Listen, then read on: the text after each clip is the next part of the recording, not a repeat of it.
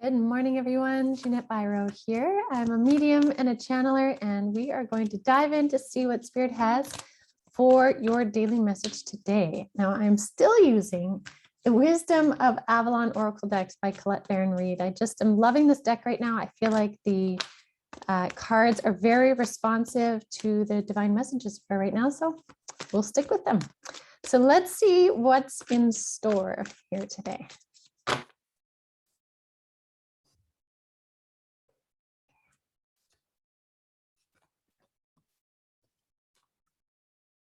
Interesting. Okay. All right.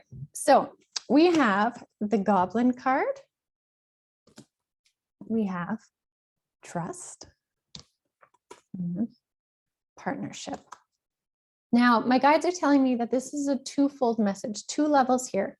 So first, there's the level of your connection or partnership with spirit in the spirit world, and also your individual partnership. So this is two levels. So they want you to ponder the message on those two levels, because the first one, this Goblin card, is all about like the human ego, the wounded ego, more specifically about, what parts in your life trigger you where you are kind of recognizing you're responding in a bit of an ego way.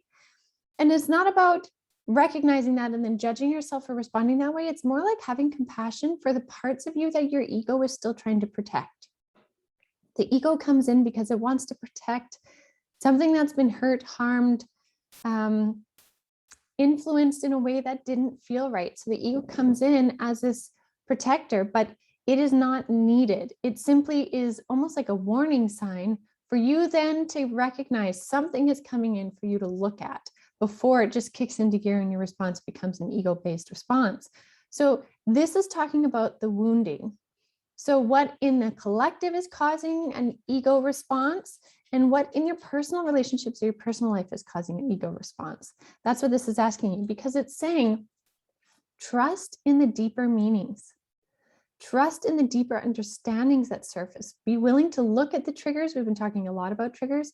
Be willing to look at the triggers and why they're there. What is it actually telling you? When you appease the ego and you say, okay, thank you, ego, for letting me know something's up, then you look past at what it's really telling you. Trust in the message that you're getting, and then also trust in the divine plan, because this is where this partnership card comes in.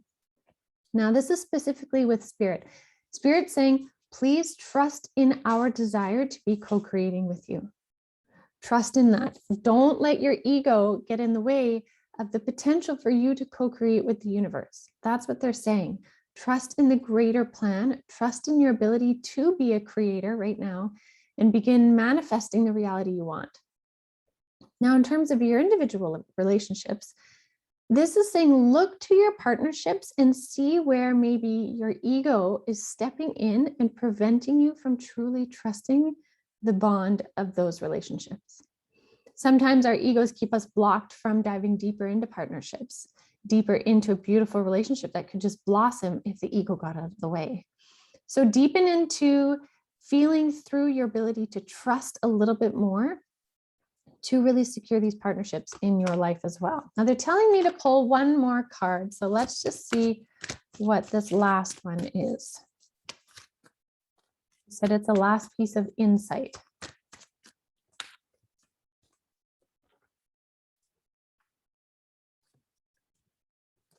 Okay, that makes sense. So it's the Horse card. And this one is all about accepting help from another, delegating authority. The way that Spirit is saying to read this is, if you are willing to open to recognizing where ego, your wounding, is coming into play, and trusting, if you're willing to step into the concept of trust when it feels in alignment, the universe will bring you a bunch of help to make that happen, assistance. This is that co-creative factor. This is what really balances that partnership here. So this last piece of insight is really beautiful, because it just says, like, listen, if you give, we will, or if you open, we can help give. If you ask, we can help so that you receive, right? The universe, spirit world, angels, guides, you name it, they are wanting so much to help us ascend and grow in all the different ways, but they can't do it when we put up a block of ego. Now, it doesn't mean you banish your ego. The ego, like I said, is a good part of our experience because it allows us to know something is up, something is not right. But the thing is to have the ego sit in the passenger seat, not the driver's seat. You dictate where you're going, you drive the vehicle, but the ego can alert you to something. Just don't let it take over and drive. All right, so that's our message for today, something to ponder. And we'll see what else comes tomorrow when we dive in yet again. Now, for everything else, if you guys are enjoying this, please do hit subscribe and also check out the Jeanette Biro podcast. There's tons of great info on there. And also for everything else, check out avalonspirit.com.